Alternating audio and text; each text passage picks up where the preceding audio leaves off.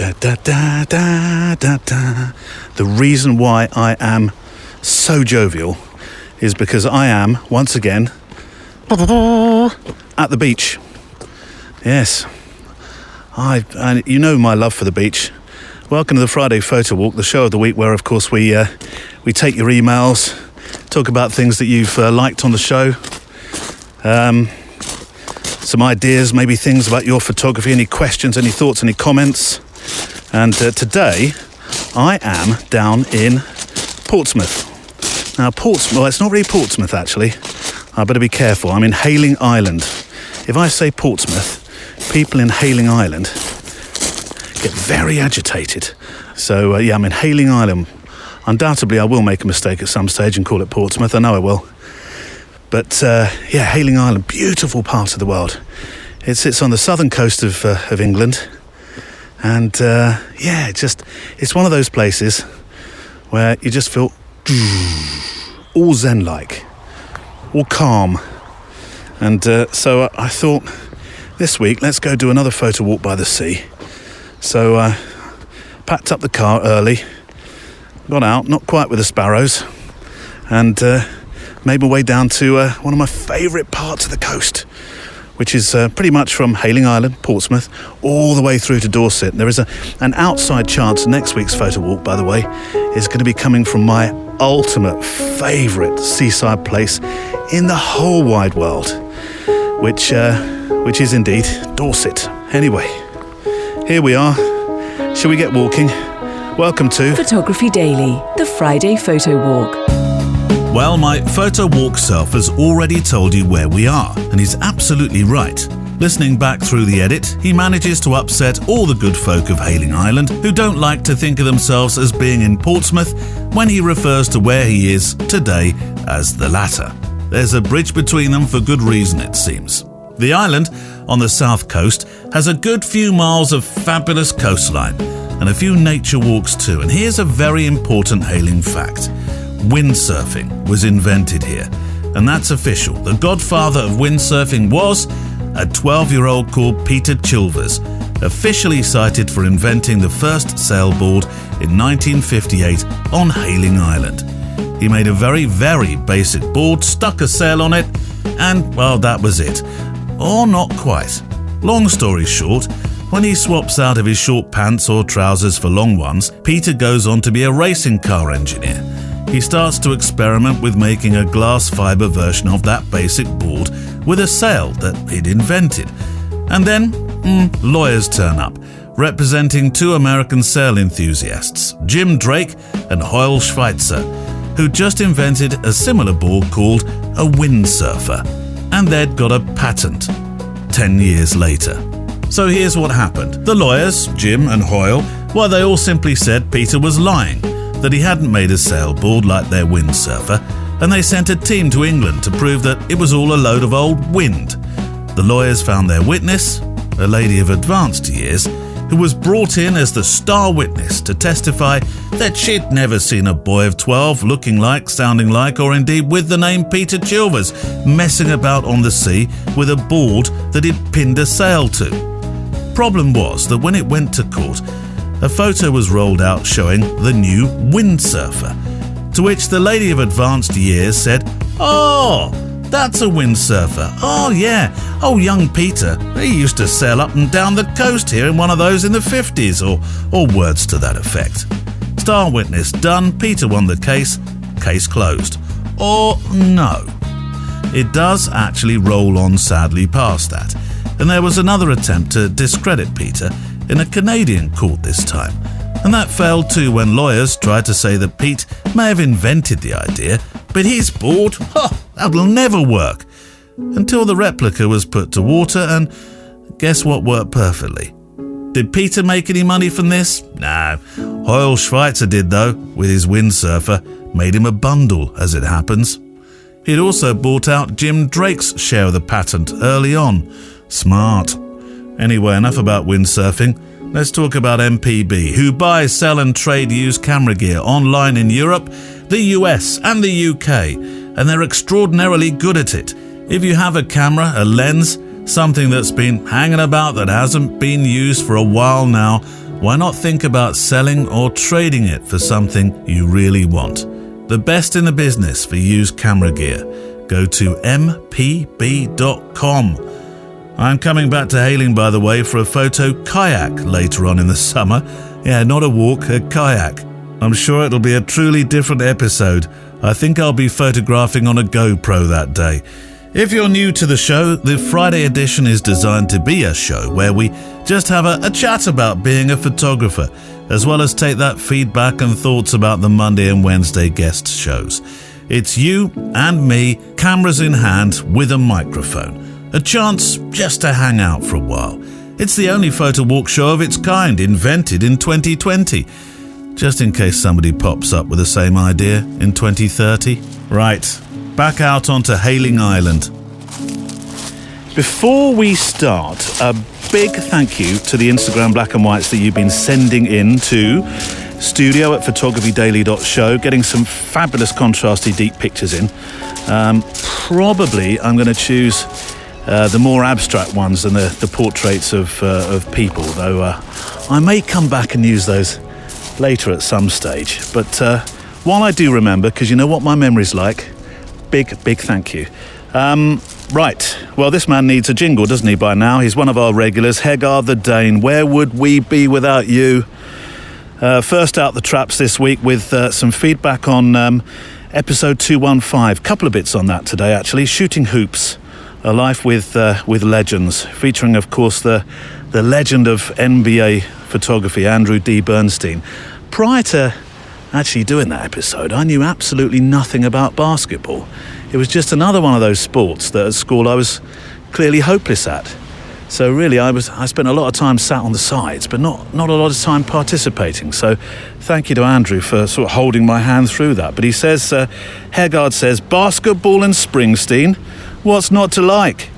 Even though I'm of a generation where Larry Bird, Magic Johnson, Scottie Pippen, and of course Michael Jordan were the stars of the basketball court and on VHS tape, this edition, Neil, took me down memory lane. I met my two life companions playing basketball, my wife and a knee injury. The first much more appreciated than the latter. But I tell you what, VHS, now Hegard, there is a memory.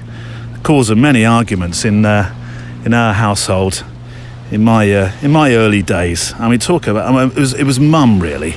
She always used to tape over Test match cricket with Gardener's World. Mind you, I think, now this is memory, VHS, I don't think the tapes went much further than a couple of hours, did they? When you'd need a lot of tapes to get one whole cricket match on, wouldn't you? But there was always the, Wendy, have you recorded over Test match cricket? And Mum would sort of go and hide in the kitchen or somewhere and pretend she'd not heard. But I tell you what, Dad now, things Dads would have loved had they still been around. Dad, you would have loved, definitely you would have loved having a Sky or a Virgin box. Podcasts in the car, yeah, Dad would have loved that. Grandkids, yeah, Dad would have loved grandkids. But I tell you what, one thing he wouldn't have needed was, he wouldn't have wanted COVID, that's obvious, but he wouldn't have needed sat-nav. Because all dads have something inbuilt inside them, don't they, that they're able to find wherever they're going, anywhere in the world, without a map. And that was my dad through and through, definitely. Anyway, thank you. As normal, I've gone off the point, haven't I? Thank you, Hegard. I'm glad you enjoyed that episode 215, Shooting Hoops. I think we might hear a little bit of that later on. Let me add on a quiz question, actually. Who invented VHS? There we go. Answers next week. Who invented VHS? Don't go looking it up now. You either know or you don't. One from Craig Wilson. Hello, Neil. I've done something different this week. I'm not actually walking with you with the podcast. I'm in the gym, as the rules have changed and hopefully normal service will return to us and we'll soon be able to travel and take some photos too. Now, we've all been stuck at home, or local at best, and I'm wondering if other people's photography, says Craig, has changed during this time. Mine certainly has. I've been shooting buildings and street photography images and even more random things. But I'm now thinking, where do I take my photography? As I was shooting landscapes and seascapes, but now I'm not really sure which way to go. Or maybe I'm just a photographer and I shouldn't worry about what I shoot. And I'm wondering if any other listeners have this same dilemma. Like the show, Neil? Especially the Photowalk, Craig Wilson. Actually, he said love, but I'm far too English to say love. I'll just put like in there. But I will say this, Craig. Do you know, it doesn't matter. Here I am at the coast, and I thought this week, you know what I'm like with aeroplanes? There's one flying over again. I'm sure it's like the Truman Show. I'm sure it's the same plane. It just follows me. Craig, this is the danger of all this time, isn't it? Because you've had far too much time to think about what you're photographing and why you're photographing. I mean, I think it's opened up my desire, really, to take more pictures generally. And that's a good thing, because prior to COVID, which is a bad thing, obviously, but prior to it, I really only ever picked up a camera when somebody shoved a pound note in my pocket. So this has actually made me, and these photo walks are proof of it, aren't they, really? This has made me get out and make photographs. So I'm not sure if you're asking for advice and who would I be to give it, but my advice would be, don't think about it too much. Should we go back to, I tell you what, let's go back to episode 43, which was a megasode, which is available obviously on the Patreon platform. Plug. I talked with, do you remember Paul Sanders, who is this, when we're talking about, just slowing down and just making pictures because you want to make pictures, instead of being forced to be a genre, I think Paul said some incredibly important things about slowing down, and his website is called Discover Still, and it's all about the meditation of just being a photographer and making pictures. So here's Paul talking about letting go of all that worry. If you give yourself permission to slow down and you allow yourself to photograph in awareness, which means taking what is given to you and accepting what is given to you and working with it, rather than trying to force it to be what you want it to be. Often people go to places with a preconceived idea, and they'll get to it, they'll put their tripod down, they know the lenses they want to use before they even get there. There's nothing wrong with that approach. But for me, it doesn't work. So I like to go somewhere and I'll just sit, and I probably watch what people would call the best light come and go, because at times it just doesn't speak to me. And I like to listen to the birds, I like to listen to the water, I like to listen to the wind in the leaves, I like to smell the damp grass or the rotting leaves or whatever else is going on. If I'm at the sea, you can taste the salt in the air. And I like to get all of that inside me, and I often just write little words or sentences or whatever about what I feel, what I'm seeing, what I'm sensing, because it's all really important and it all adds into the photograph. Because photography, although it's a two-dimensional end product, if you print your pictures, it's very much an experiential thing. And if you meditate, if you take meditation in the old-fashioned sense, where you sort of sit somewhere quietly, you don't let your mind go blank. You are fully aware of everything around you. Meditation is not about being asleep, it's about being awake. By the way, that was Paul Sanders. Lest I forget, thank you, Paul. Brilliant. What a photographer. And if you get a chance to go and look at Discover Still, the website, I will put a link, as I always do, with all these wonderful photographers and things that we talk about each week on the Friday Photo Walk. Go look at his site. I promise you, your heart rate, your blood pressure will come right down just by looking at the site. Here's one from Stephen Collinson. Do you know, I get a little jump of joy every single time I see a different place in the world. Greetings, says Stephen from Washington. I came across this photographer recently that I think you might be interested in. He's called Barry Butler.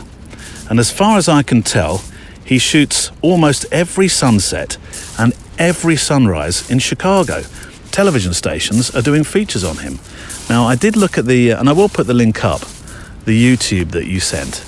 And I did look at the Instagram as well. And you're right. I mean, he gets out and just photographs the sunsets and the sunrises. What an amazing job. Anyway, Stephen says, I thought he might make a good guest for you, unless you've had him on before and I've missed it. Very much enjoying the show. Took up photography again during the pandemic. I was into it as a kid, but decades went by as life happened, really. But Stephen, no, he hasn't been on.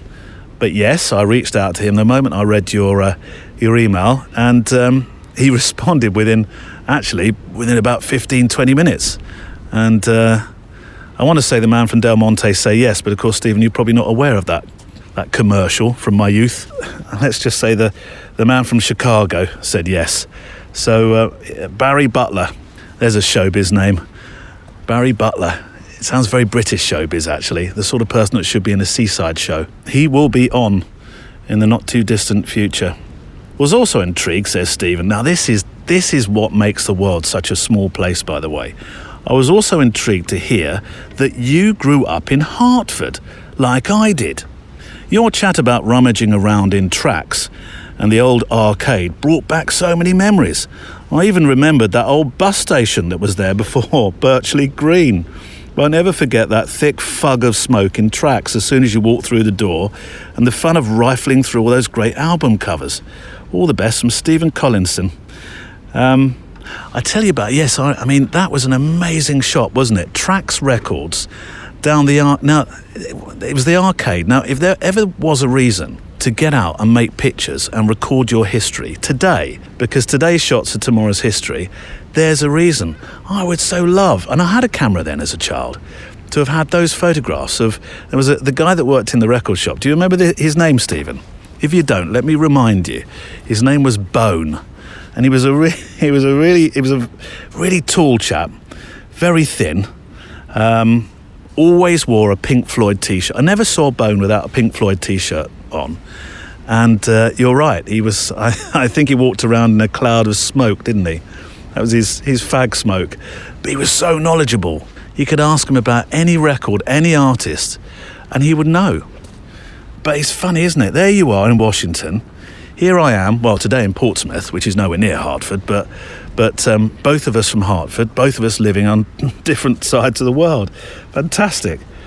Barry Butler also reminds me of a website in the UK. It's called, and you can look this up, and I'll put the link anyway, the Day That. It's thedaythat.co.uk, because they claim to have been making a picture at dawn, and that's why it reminded me of Barry Butler, every single day since October 2005. Now, our wedding day was in October 2006, and I went back into the house and I grabbed a picture of the picture that Sam bought for me, thedaythat.co.uk, that we were married.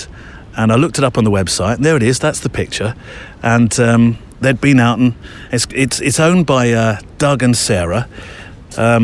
And the reason they started making pictures every day was since Midsummer's Day 2005. And they went out and they photographed the first thing that they saw that day, the birth of their little son called Teddy. And the dawn, they photographed the dawn for Teddy. And then after that, they just started photographing every single morning on a beautiful stretch of coast in Cornwall. And around it, they've set up this fantastic company, which I will link to. 5,000 dawns now, they say. They've rescued seals, dolphins, bumped into late-night revellers, seen way too many skinny dippers, had the odd dog run up and try and do what it does all over the tripod, found people they shouldn't find doing things that they shouldn't be doing in the dunes. It's a wonderful story. And actually, while I'm thinking on the fly, we should get them on the show. I mean, we talk about people having stories. They must have well, you've already found out they've had a few. Sarah, I think that'll be his wife, has been down to the beach an hour early before the clocks went back. Kieran now, these are the stories that I read off the website. Kieran turned up at the beach without a memory card a few times, had to rush home before dawn. So it's a wonderful team. And they even have a celebrity recommendation, who I have a bit of a soft spot for, Emma Bunton. She has one of their pictures. Anyway, let me play you a slice of... I think we should have somebody that's going to do something about landscapes, shouldn't we? A slice of episode 46.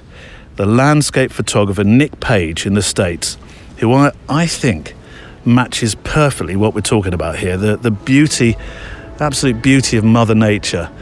And all she has in store for you every single time you flash your camera at her in the morning and you present yourself up with a lens to go make a picture. Here's Nick. For me, one of the most exciting things for me, or the things that I like being humbled and put in my place by Mother Nature. So sometimes it's, just standing at the foot of a big, impressive volcano like Mount Rainier or something and just marveling at how absolutely huge and impressive it is. Sometimes it's standing in a super calm, beautiful forest where you're listening to the birds chirp and you're standing around these giant ancient trees. Or sometimes it's that the sky wants to kill you. and suddenly you feel real small when there's lightning striking all around you and, that thunder rumbling and it rattles your chest or it makes the hair on the back of your neck stand up. That's why I also love photographing, seascapes and big waves. There's just this element that you're not in control and you're just a small piece of the landscape witnessing it. So, I think there's a lot of wind blowing here, so I'm going to have to reverse. I'm doing one of my reverse walks, which I'm sure when people see me doing this, must think, what's that strange guy doing? He's out for a reverse Friday photo walk. But the reason for that, we've dropped down now into somewhere where the wind's died down a bit. So I'm in Portsmouth, as you know, and I've arrived. I'll tell you what, let me put you in my pocket. I mean, this is the site of an anti-aircraft, what would you call it, establishment? No, anti-aircraft site where guns were placed to stop enemy aircraft coming in and bombing Portsmouth. But there's all sorts, and it's a bit like Greenham Common, really. You know my love of Greenham Common. There's parts of what is historic buildings or gun emplacements. That was the word I was trying to find. Gun emplacements, sort of hidden amongst brambles and trees. So let me put you in my pocket. Here we go. Now today, I'm slightly more automated. I haven't got my X Pro 1 with me. I've actually come out with a 5D. Oh, Neil, get you. You've never used that before on a photo walk. I know. But today I am. So I haven't got to do any manual focusing. I'm just concentrate. I'll put a polarizer on the front because I want to get some deeper blues because it's such a sunny day down here in Portsmouth. Well, if you live south, actually, it's such a sunny day up here in Portsmouth. Here we go. I love the way these buildings are just hidden.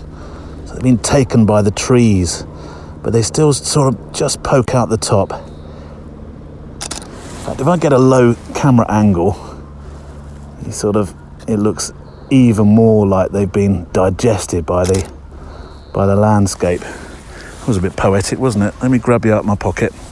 I should tell you what I was on, shouldn't I? F4, ISO 100, about 400th of a second. I've got a polarizer on the front. There we go, safely out of pocket. Right, here is a letter from New Zealand. Well, not letter, that would be a joy. I'd love to get a letter. Here's a mail from New Zealand. Actually, no, that's why he called it letter. That makes sense. Jason Fang says, here's a letter from New Zealand without the gravitas. Because, of course, we were talking about those Tuesday and Thursday episodes being a little bit letter from America. And he says, hello, Neil. This past month saw me preparing for a change in my life. I'm going to walk this way because I think there's a nice path down to the coast. Moving 40 kilometres out of Auckland City to the rural border it shares with dairy country. Now, I hope I'm going to get this right. Every single time I get different pronunciations, I promise you, I go to YouTube and I listen to the way people say them. But of course, sometimes they get it wrong. But Waikato, I think it's called. Yeah, Waikato, home to New Zealand's famous dairy and thoroughbred horse racing industries and a base for many agriculture businesses and research institutes, and the name comes from New Zealand's longest river. See, you learn something every single week with this photo walk. Next time you're in a pub and the killer question comes up right at the end in the pub quiz, remember those days when you were allowed to do pub quizzes? And it's name a famous river in New Zealand that starts with W. You were going to thank me for the prize money and send me at least half for saying the River Waikato, aren't you? And actually, I also looked up a few videos, and the sound that you get in the morning is just amazing. Imagine waking up to that sound every single morning. Beautiful. You're very lucky to live in that part of the world. It's like tropical paradise. My world, he says, has now widened into a 40 kilometres return journey.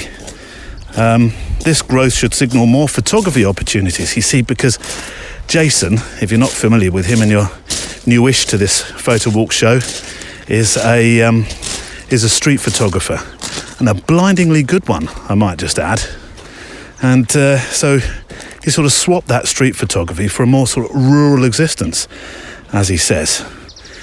So Jason goes on to say, I was initially gripped by nervousness that a more rural setting would mean less street photography scenes, but within a week of moving, I was instead inspired by a combination of street, landscape and mini documentary opportunities. Fear sometimes stops us from acting, but all it takes is a first step and an open mind to absolutely bust that fear. So here I am on the train home. Oh, some wonderful pictures. As always, I will include the pictures in the show notes. And I hear your call for letters from Australia and New Zealand on the episode 210. Perfect time to bring up my camera and make some shots. I've attached a few photos, train ride home, and I've got a few of me exploring how a new view of the world has changed my photography. While I'm writing in, by the way, I thought I'd ask you, what are you and the community's thoughts on Instagram stories? I often use Instagram stories to share photos I've taken. I find it a very good way to share sparks of creativity without the virtual permanence that the Instagram feed provides. A quick way to share without the trap of likes. 24 hours and it's all gone. Take care, Jason. I don't know. I never really, I must admit, I never really got involved in posting stories.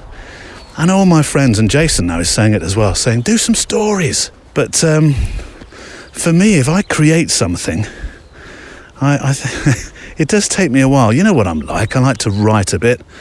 What did Mally call it? He called it, was it jingle or jangle? I like to jangle a bit. From last week's show, Mally Davis, he calls it jangle. I like to jangle a bit. I think that's a northern phrase, isn't it? I might take that up because I quite like it. So I do like to jangle. Was it jangle? Well, if it wasn't, it is now. I like to jangle a bit. And so therefore, if I create something, it's gone in 24 hours. I'm going to think, oh, where's all my jangling gone? Take care, from Jason. Here's one from Rosalind Treacher. Really enjoyed hearing Albert Watson on the show. I've followed his work since forever as a student of photography, where I saw him talk on stage at an event in Boston too many years ago. Through my years in business, with my husband shooting studio portraits, and now as an occupational therapist in Fresno, taking walks out at the weekend. Does Fresno really exist? Fresno to me sounds like a place that's only ever in a Hollywood film. Let's go to Fresno. Taking walks out at the weekend to make some pictures, or take some pictures, as Rosalind says. Lots of things have changed in my life, but not my admiration for a gentle giant among photographers. Though I remember hearing he'd soon let you know if he felt you weren't giving everything, either as a model or assistant. Though like him, I think I may be nervous if I was asked to shoot the great Alfred Hitchcock. Look forward to him coming back soon. And we think that, oh yes, do you remember I said at the start of the episode, I said, if you can count the amount of times Passion has said today, I'll buy the beers next time. Clearly I'm going to be safe, Rosalind, because as much as I'd like to, I've got no plans to come to Fresno soon. So if you are correct with your guess at 21, I don't know if that's educated or otherwise, then my beers are safe. I'll have to think of a different way of thanking you. But Rosalind, yeah, I share your passion for the great man, Albert Watson. Wow, what a delight to speak to him on the show. Do you know, up to actually speaking to him and others that I speak to on the programme, I still have to pinch myself a little bit, because I'm thinking they must obviously think that somebody much, much bigger than me has asked them to be on the show. So I tell you what, I won't tell them too much, otherwise they might find me out. They might think they're appearing, I don't know, on what's a big chat show in America? What's a big podcast? Joe Rogan? I don't know. Would Albert Watson go on Joe Rogan? I don't think so. Shall we play a bit from episode 2, 218? Albert Watson Here he is talking about, I love this, the moment I chuckled as he was telling me this story, because I could just see Alfred Hitchcock doing what he's about to tell you that he did with this goose. Here he is talking about the moment he changed the shoot concept. The agency wanted Alfred Hitchcock to be showing off. I had no idea that Alfred Hitchcock was an amazing chef, but apparently he was. And the agency's idea was to get Alfred Hitchcock to present this cooked goose on a big silver platter. But Albert Watson had slightly different ideas. I thought I could just get a plucked goose, like he was going to cook it, not he'd cooked it. And I can put some Christmas decorations around the neck to give it a little bit of Christmas. Yeah. And they said, okay, let's get back to you. They got back to me and they said, yeah, we love that. And I said, I can make it look like he throttled the goose. Which was very Hitchcock. Which is more Hitchcock. Yeah. That was really, the shot was enormously successful. Sometimes people ask me, what's your favorite shot? I would say, well, that's one of them. Not because I think it's the best shot. I think there's a lot more complicated, more difficult shots that I've done that involved a lot more planning, thought, work, and so on. But, you know, I liked it because I pulled it off. Yeah. I remember being nervous, that's for sure. You were nervous? Of course, yes. Yeah. I wasn't, you know, people say, well, you must have been confident. I was not confident. I was nervous. And also I was lucky it was Hitchcock because he helped. So you kind of co-directed? Yes. Yeah. Well, he said, what do you want me to do? And of course I didn't tell him about the plate or anything like that. Yeah. And I said, I just want you to hold this. And of course he was very funny when he first held, you know, he was holding the goose like this, you know. And I said to him, maybe you can have a look at the goose. And he said, of course, you know. So he turned his head, then he turned the goose's head towards him. The amazing Albert Watson. I'm going to put you in my pocket, but it might blow like mad. I'm on my Canon 5D this week. No reason, I just wanted a bit of a change. There's a chap walking up the beach here, but unfortunately he's got the kite that he's got. He's a kite surfer. But there's a couple of things wrong about this frame that I loathe. Now I could retouch it out, but there's a bit of rubbish on the beach in front of me. But I like the way that he's got the kite in front of him, which is pulling him along the beach. Oh, I might use it, I'm not sure. But I really like the diagonal between him and the kite. F4, ISO 100, polarizer on, 500th of a second. We'll see what it looks like. I always wanted to be able to kite surf. It looks like a lot of fun. When I was out in Rhodes a few years ago, I was making a film about a camera I was using, and I spoke to a few kite surfers, and there was a guy that was, honestly, he was 10 years. He had 10 years on me, easy, if not more, and he looked as fit as a 32-year-old. He really did. I said to him, is that what kite surfing does to you? He said, yeah. And he looked at me in that kind of, you want to try it way? And I looked at him in that kind of, you bet I do. And then I looked across at Sam, who looked at me in that kind of, we're going for dinner now way. And that was my kite surfing career over. I can see from here, obviously the sea, but I can also see some faults. And I'm not sure we've talked about these faults before, but I can see one's called there's 3 faults in the estuary that lead into Portsmouth itself. And I mean Portsmouth now, not Hayling Island. They've been there since Napoleonic times. And I'm thinking that they're just a little bit out to sea. They're in the estuary between the south coast, Portsmouth, and an island called the Isle of Wight. And I actually shot a wedding on one of the forts called Spitbank. It comes from Napoleonic times, which is an amazing piece of architecture, really, when you think of just placing a fort out into the sea. You wouldn't have thought they'd have got the end. Well, you wouldn't have thought, but they did amazing things in those times, didn't they, with engineering structures?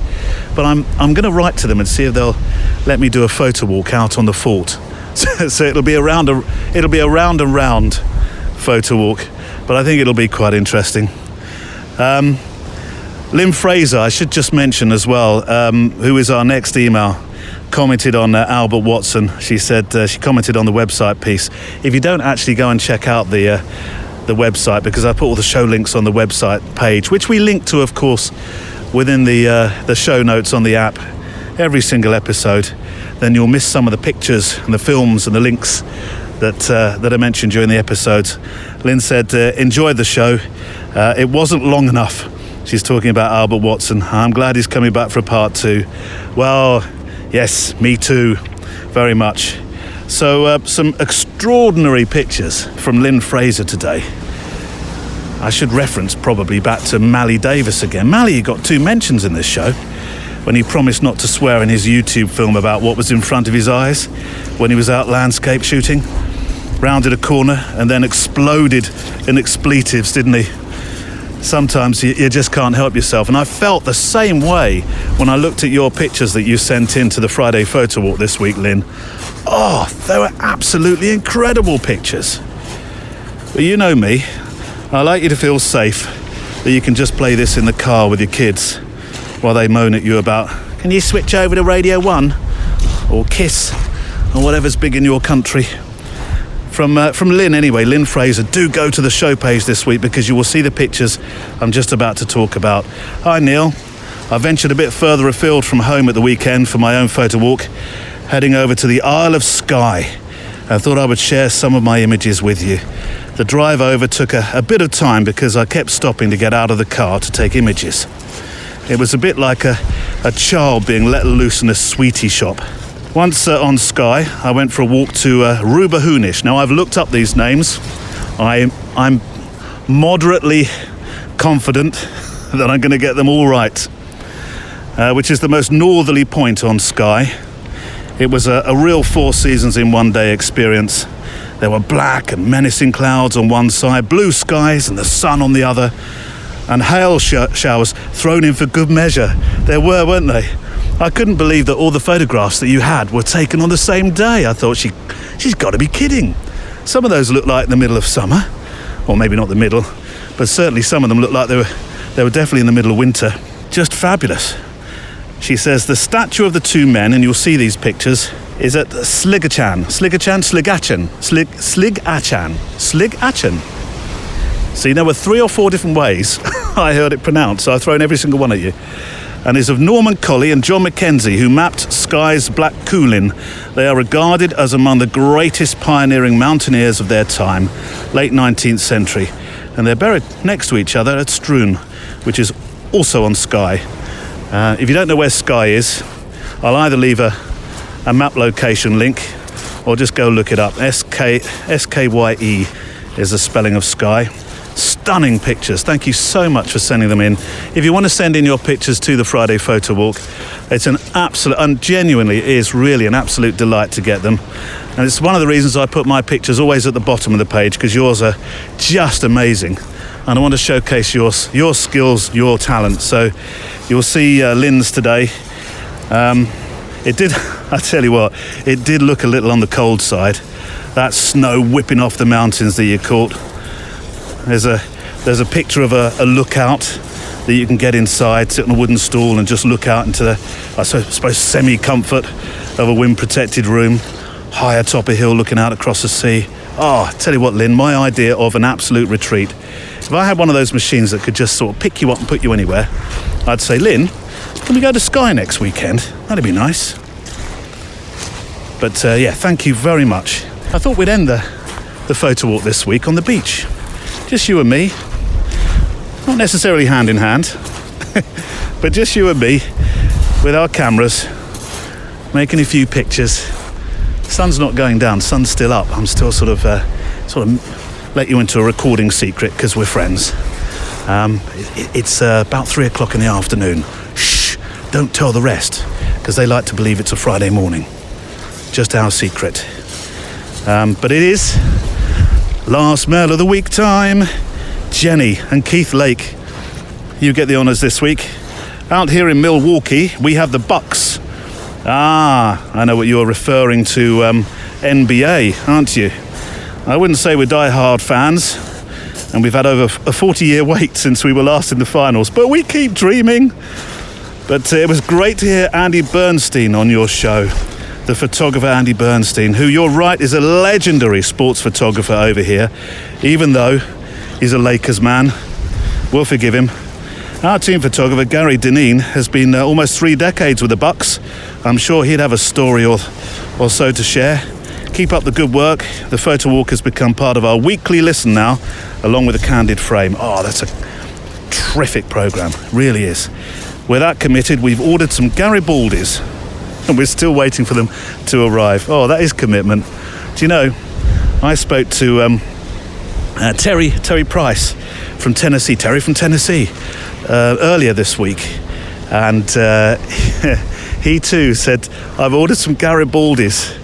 And we were having a chat. Actually, we were on Zoom. We were having a chat, and he sent me the link that he'd got, and I did inspect the Garibaldis that he'd bought, and they are Crawfords. Now, all Garibaldis are not equal. You can buy some shocking Garibaldis, but the best ones in this country are actually not Crawfords, I think. Sorry, Crawfords, I do like yours. But they are actually from Tesco, of all places. Best Garibaldis ever. But you can't order those in America, so you'll have to make do with the Crawfords ones that I guess Jenny and Keith, you've organised those ones as well. Anyway, less about Garibaldis. Let's go back to episode 215. Andrew D. Bernstein, Shooting Hoops, A Life with Legends. I don't remember my children being born, but I remember my first print being born. And I hate to say that, and I hope my kids don't hear this, but I truly remember it. I mean, I remember, making that trip with my dad at 14, coming back home, then starting I believe it was my sophomore year of high school, 10th grade. And I had a very good friend. His name was Andrew Feldman, and he loved photography too. And he said, hey, my dad built us a darkroom in our basement, and in New York, we had basements, and it was an old utility closet or something. And he showed me how to develop the film, the black and white film, and then how to, put it in the enlarger and the whole thing and the whole process under the safe light, the orange light. And Neil, I tell you, it was something, man. I put that first print, the paper, into the developer solution in the tray.